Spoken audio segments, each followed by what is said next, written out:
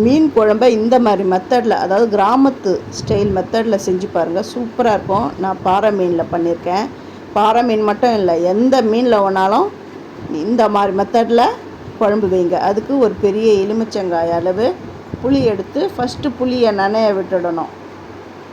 இதுக்கு தேவையான பொருட்கள்லாம் பாருங்கள். ஒரு பெரிய வெங்காயம் எடுத்திருக்கேன். அந்த பெரிய வெங்காயத்தை கட் பண்ணி வச்சுருக்கேன். பூண்டு, இது வந்து மஞ்சள் தட்டின உரல்லையே தட்டினதுனால எல்லோவாக இருக்குது.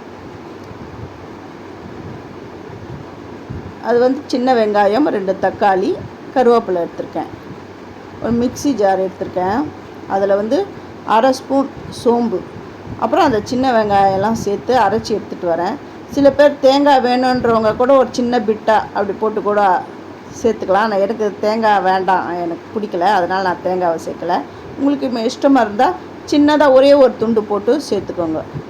இப்போ அடுப்பை ஆன் பண்ணிவிட்டு மண் சட்டியை வைக்கிறேன்.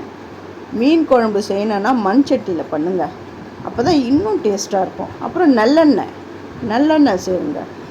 நான் நல்லெண்ணெய் தான் ஊற்றிருக்கேன். கடுகு, சோம்பு, வெந்தயம், ஜீரகம் சேர்த்துருக்கேன்.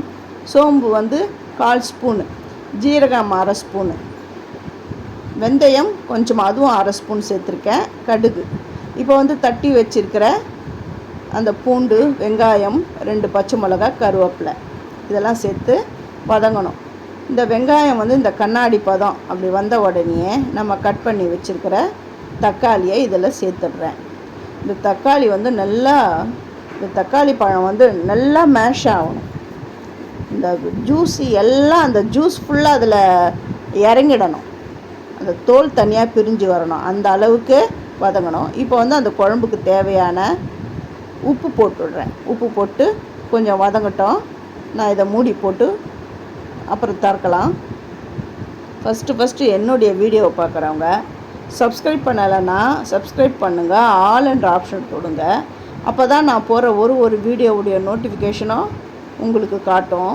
பாருங்கள் எப்படி இந்த தக்காளி நல்லா வதங்கிடுது, நல்லா தண்ணி விட்டு நல்லா வதங்கிடுது. அதில் இருக்கிற தண்ணி எல்லாமே அந்த எசன்ஸ்லாம் இறங்கிடுது.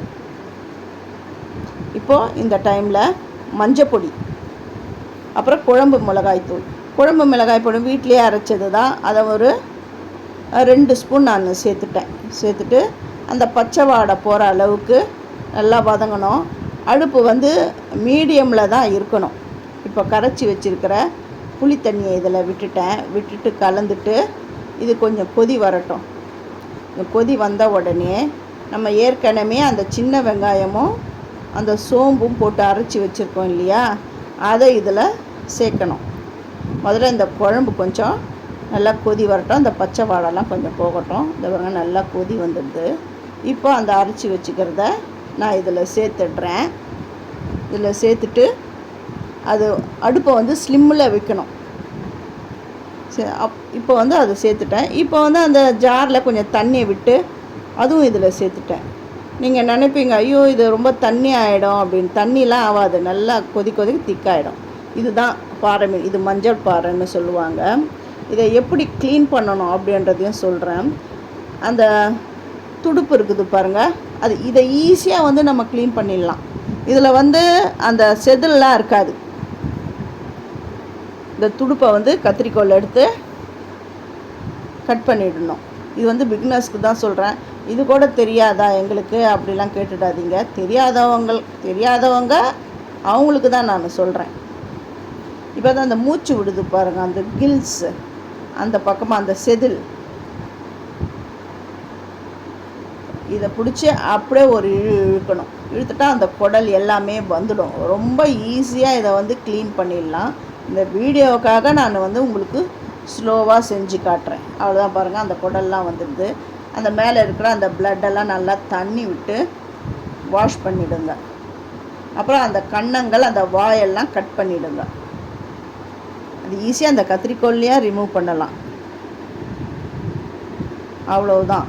அப்புறம் அந்த வால் கிட்ட இருக்கு பாருங்கள், அந்த நீட்டாக சொரன்னு அதை வந்து நம்ம கட் பண்ணி அந்த உரிச்சி எடுத்துடணும். சில பேருக்கு அது தெரியாது, அப்படியே குழம்புல போட்டுடுவாங்க. அப்படியே போட்டிங்கன்னா அந்த பக்கம் வந்து வேகாது. அப்படியே உரிச்சி எடுத்துடணும்.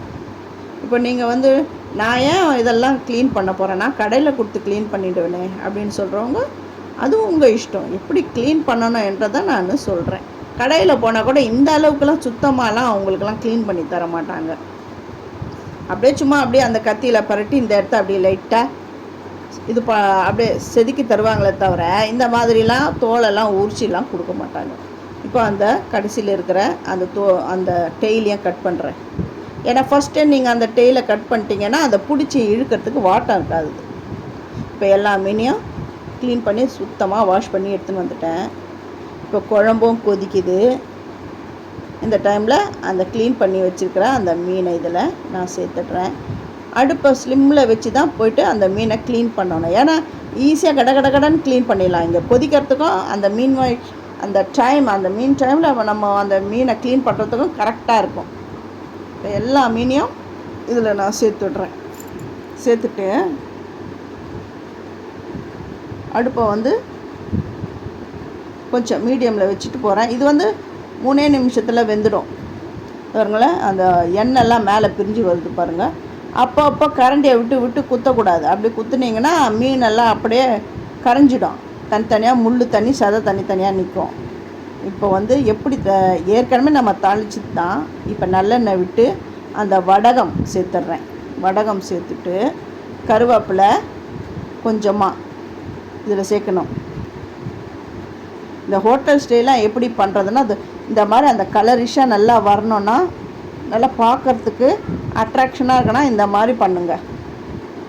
இது காஷ்மீரி மிளகாய் தூள் ஒரே ஸ்பூன் தான் நான் போட்டிருக்கேன். இதில் காரம்லாம் அவ்வளோவா இருக்காது.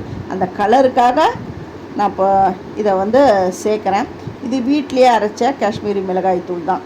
அதை ரொம்ப நேரம் அடுப்பில் வச்சு பண்ணிங்கன்னா கரிஞ்சு போயிடும். அந்த கலர் வரும்போது டக்குன்னு எடுத்து இந்த குழம்புல சேர்த்துடணும்.